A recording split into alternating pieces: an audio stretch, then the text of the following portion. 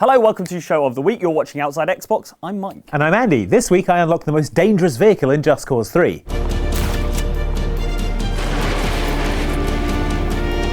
It's like Hackney Petting Zoo all over again.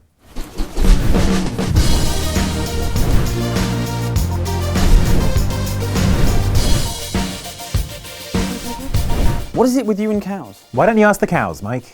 Well, while you were busy harassing an angry herbivore, I was dismantling the hostage-taking forces of evil as part of an elite international counter-terrorism squad. Oh yeah? What are they called? Rainbow Six. Sorry, what? Rainbow Six. Yeah, I didn't catch that. Rainbow Six! They're called Rainbow Six, and you know they're called Rainbow Six.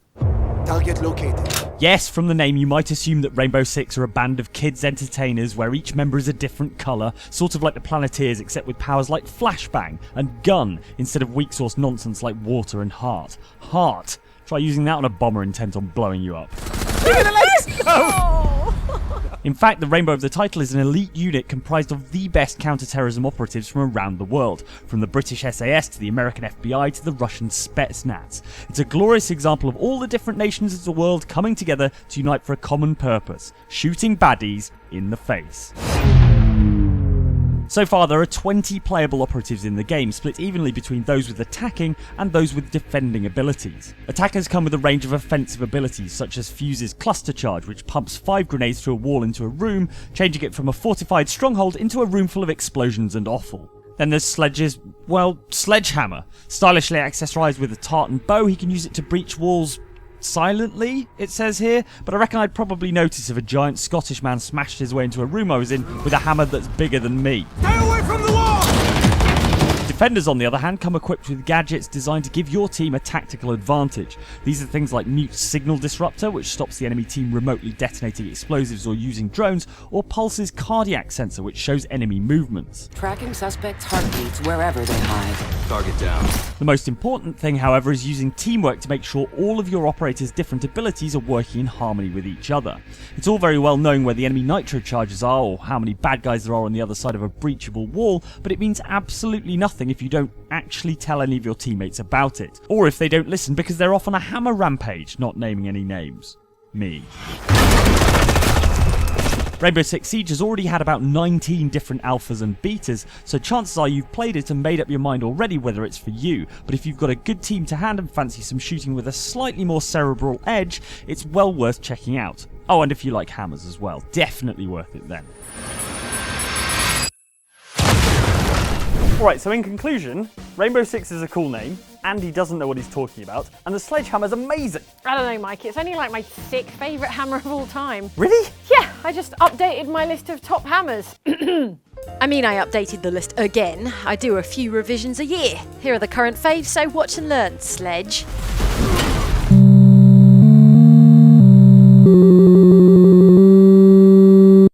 When you're trapped in a construction site, it looks like, with an enraged ape throwing barrels at you, you need a hammer you can rely on. That's why I'm such a fan of Mario's hammer from the original Donkey Kong.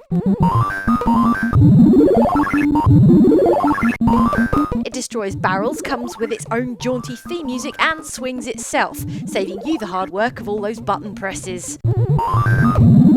It does have an annoying habit of vanishing into thin air at inopportune moments though, so something to watch if you want to stay on the list, hammer. Satellite is online. Well then, okay. Dom, let's drop the hammer. Now, the Hammer of Dawn isn't so much a hammer as it is an orbital satellite-based mega-weapon that lasers people from space, but I think we can all agree that it is better than most hammers. I mean, not if you want to hang a picture or make some shelves, but this isn't a list of my most useful hammers in games. Come back next week for that. No? They're shaking their heads. Alec Mason came to Mars in search of freedom. But instead of finding man's next frontier, he found a world gripped by oppression. Now, Red Faction Guerrilla is full of inventive ways to destroy things, from rocket launchers to nano rifles to singularity bombs. But guess what my favourite weapon of Mars destruction is in Red Faction Guerrilla? It's sort of the theme of this whole bit. Sledgehammer, yes, got there in the end. Sure, it might take a bit longer to bring a building down, but it does add that personal touch. This is handcrafted artisanal destruction. Everyone inside this building appreciates that. I mean, I'll have to assume they do.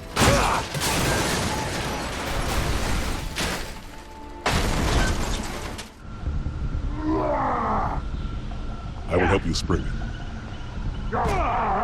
Imagine referring to Halo's sci-fi sledgehammer as a Type 2 energy weapon / hammer instead of the far more dramatic gravity hammer. And drama is exactly what this thing provides. A single blow from the gravity hammer sends enemies sailing through the air, pondering exactly what life choices led them to this moment. Of course, you'll likely have to steal one from a Covenant brute to get your hands on it during a campaign mission, and according to Halo lore, that probably makes you the new leader of that brute's clan, but why sweat the details when you can do this? The only thing missing is a guy playing a baseball organ in the background.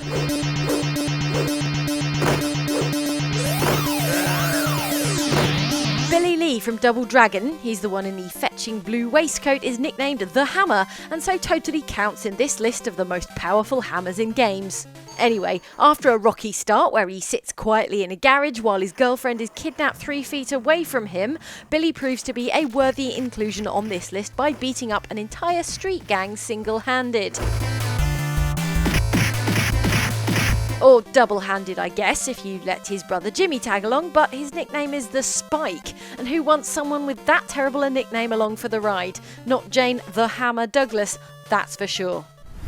Now it's time to review the comments, so let's see what's written in the comments and transmitted backwards through time and encoded into the movement of the second hand on Mike's watch.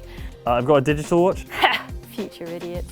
First up, your comments on last week's show, from which I was legitimately absent due to a real illness. I will be back in a week when this sickness passes, cough and also sneeze. Well, that's a shame. Hang on, is this just so she can stay home and play Just Cause 3? This is not so I can stay home and play Just Cause 3. Commenter Dino Dive has a better excuse for you. Why did Jane not come to work? Just cause. That's correct on several levels. And commenter Mark Sosby has decided to take the Are You a Robot quiz, aka the Voight count test, that you were having trouble with last week, Mike. It's your birthday. Someone gives you a calfskin wallet. I would use it as fuel for my robo-mind. Well, that seems like a perfectly reasonable answer. Yes, because as commenter Slew1 points out, oh my god, Mike failed the Voight count test. That's why he shows no emotions when he plays horror video games. It all makes sense. That's ridiculous. Lie system, runtime error, please reboot unit. That's what you always say. Still a bit of a soft spot for the one that replaces the Fat Man firing sound with Cena's theme though, combined with the Nuclear Babies mod for maximum internet points. You're welcome. Whew, moving swiftly on, here are your comments on that video about the Fallout mods we need immediately on Xbox One. Good to see that Carlton Banks is keeping busy. He writes in to say, gonna make my character John Cena then put all his points into strength and agility. It would make more sense to put all his points into stealth. Fruity Fencer Swords and Bananas meanwhile thinks that we need an armour made of living cats. Nobody would shoot something that cute. That would be massively uncomfortable for the wearer, right? Yes, you'd be clawed to bits and covered in cat hair and pee, but no one would shoot you. Commenter Smoky Tripod, meanwhile, is more worried about saving the vulnerable fuzzy skin of dog meat. The only other mod I want is for a special suit of power armour for dog meat. Part of me just thinks it would be awesome roaming the wasteland with us both in power armour. Awesome and precious. Finally this week, your comments on this video of Andy and my high adventures in the Elder Scrolls Online's Orsinium DLC. Oh, it's a letter.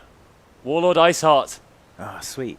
Oh, is this about trade routes? Is this the Phantom Menace all over again? Episode 1 all over again. Why do people think that's an exciting plot point? Commentator Jack Richter is the only one, besides George Lucas, willing to jump to the defence of the Star Wars prequels. In defence of the Phantom Menace, I think that if we colonised space, it is more likely that we'd argue over trade routes than evil space wizards with planet exploders. Also, it had Liam Neeson, so not all bad. Yeah, wouldn't catch me arguing with an evil space wizard with a planet exploder. That's a fair point. Commenter Toby Wood, meanwhile, thinks that the Elder Scrolls Online is just Fallout with less guns. Or is Fallout this with more guns? Nah, I'll just go back to Hello Kitty Online. Fewer spider hamsters in that one. Olar's the Cunning. Olar's the Cunning. Why is he hanging out with that harpy? He's an asshole. And then last but not least, commenter Cass Hamilton has this advice for you, Mike. Mike, I think the way in which Olaz was more cunning than you was that he was actually wearing some form of armour. What, wear armour and lose the breezy freedom of my combat shorts? I think not. It's like Hackney Petting Zoo all over again. Are we all banned from there now? I don't know, did you give those guinea pigs back? They chose me, all right? Oh, it's my watch again. Shut up, future idiots. God, you deal with it. Rainbow Six is a funny name. I know, right? That's it for Show of the Week, but remember, a like a day keeps the doctor away, and the doctor is one of those plague doctors with the creepy bird mask. Do it for your health. Thanks for watching and subscribe for more from Outside Xbox. Okay, so I've come up with some alternative names. Friendship Force. The Wizarding World of Tom Clancy. A bit confusing. Sparkle Squad. Love it.